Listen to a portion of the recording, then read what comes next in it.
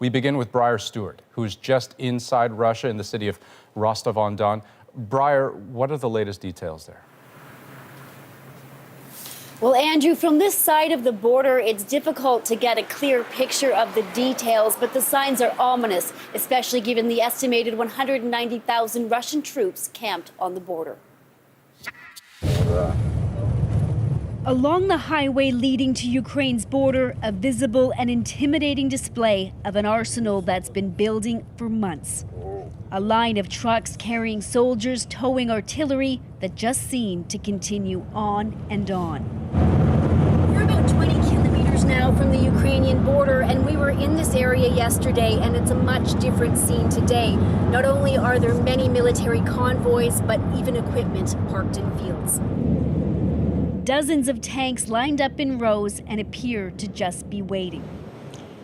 This afternoon, President Vladimir Putin summoned his top officials to a theatrical meeting carried on state television. He claimed he hadn't spoken to them about the subject before, but wanted their input on whether to recognize the two breakaway regions of Donetsk and Luhansk as independent. In the last few days, thousands of evacuees have streamed out of there because the Russian-backed separatists told them it was no longer safe to stay. They blamed the Ukrainian army for the escalating violence, which Ukraine denies. Women and children boarded buses to leave as the men are required to stay behind and fight alongside Russia and the separatist militia. This will be for a short time, this man says. Let's say 2 weeks. At least that's what I hope. Russia says tens of thousands are fleeing for their lives, but Ukraine and the U.S. see them as being used as part of a sinister political plot to give Russia an excuse to invade. This evening, in a nearly hour-long televised speech, Putin gave an unequivocal sign that all of Ukraine should be aligned with Russia. Ukraine is not just a neighboring country, he said. It's an integral part of our history, culture, and spiritual continuum. After he announced Russia was recognizing Donetsk and Luhansk as independent, he signed a decree with the separatist leaders, but not before he issued this warning. From those who seized and hold power in Kyiv, he said, we demand an immediate cessation of hostilities. Otherwise, he said, Ukraine will be responsible for any more bloodshed. And that is the real fear, that not only a much larger war could erupt in eastern Ukraine, but Russia could move to invade the entire country. Right, because Briar, diplomacy had been such a high hope there. What effect might this have?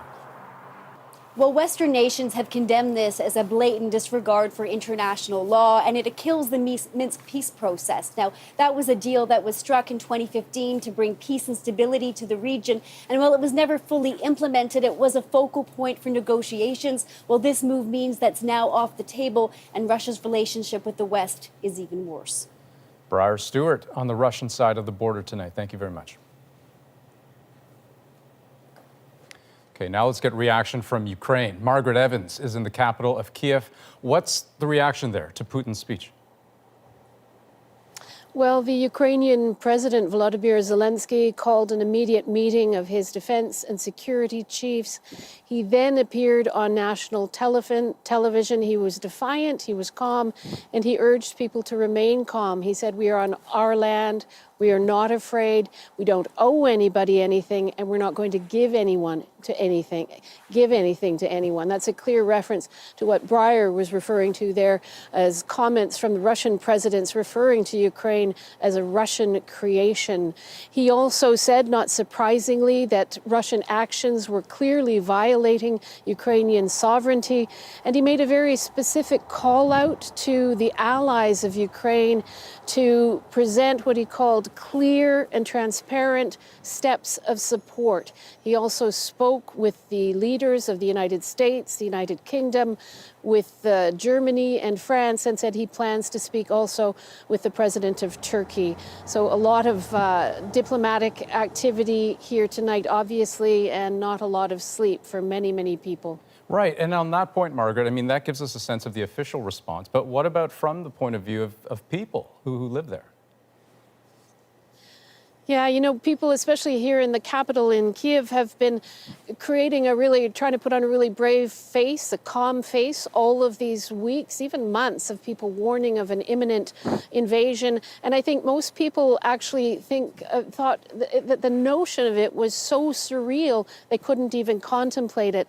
I think tonight they might be changing their minds because of this speech from Mr. Putin. And some of the people we've spoken to, even just last week, are saying, we think he is going to invade. We think he might even, these comments about will he go after the capital, they think he might even try that.